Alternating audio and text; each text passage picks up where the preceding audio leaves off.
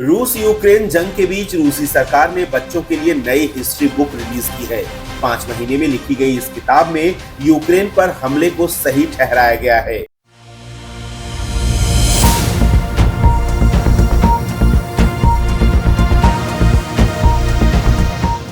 रूस में इतिहास की नई किताब देगी पुतिन पर उठ रहे सवालों के जवाब। जब से रूस और यूक्रेन के बीच युद्ध शुरू हुआ है, तभी से ही पुतिन पर इसको लेकर तमाम सवाल उठ रहे हैं। रूस ने गलत किया, रूस को ऐसा नहीं करना चाहिए, रूस ने दुनिया में अशांति फैलाई और तो और रूस पर इस युद्ध को भड़काने के भी आरोप लगते रहे। समय समय पर इन सवालों के जवाब भी दिए गए, प्रमाण भी दिए गए कि युद्ध को उकसाने का काम रूस ने नहीं बल्कि यूक्रेन ने किया है। लेकिन इन प्रमाणों की गवाही इतनी प्रभावी नहीं रही।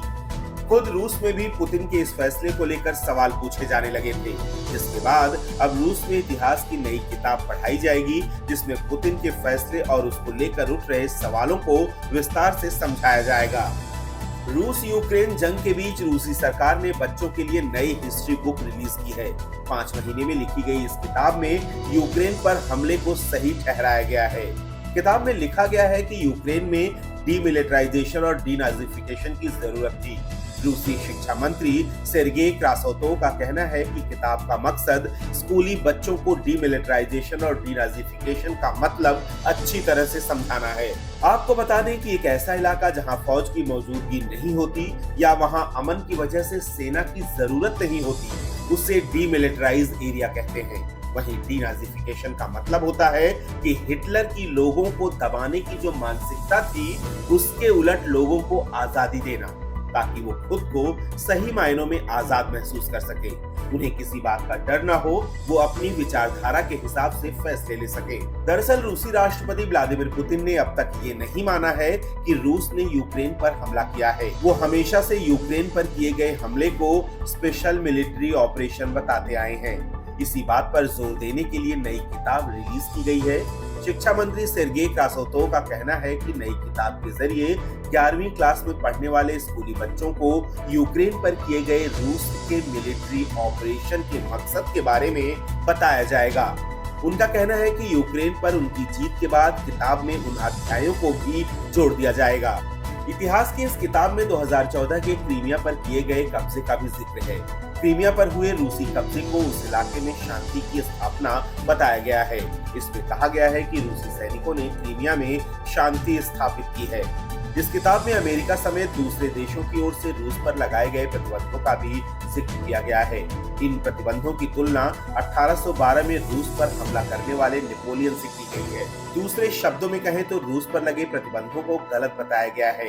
नई किताब में ये भी कहा गया है कि पश्चिम का मुख्य उद्देश्य रूस को अस्थिर करना है। यूक्रेन पर उनकी जीत के बाद किताब में उन अध्यायों को भी जोड़ दिया जाएगा। क्या आप रूस की इस किताब के अध्यायों से सहमत हैं? रूस यूक्रेन युद्ध को रोकने के लिए क्या करना होगा? Mr. President, thank you so much for taking my question. President Biden has said that he would respond if cyber attacks from Russia do not stop. I'm curious, what did he tell you? Did he make any threats? And a quick follow-up, if I may, sir. The list of your political opponents who are dead, imprisoned, or jailed is long. Alexei Navalny's organization calls for free and fair elections, an end to corruption. But Russia has outlawed that organization, calling it extremist. And you have now prevented anyone who supports him to run for office. So my question is, Mr. President, what are you so afraid of?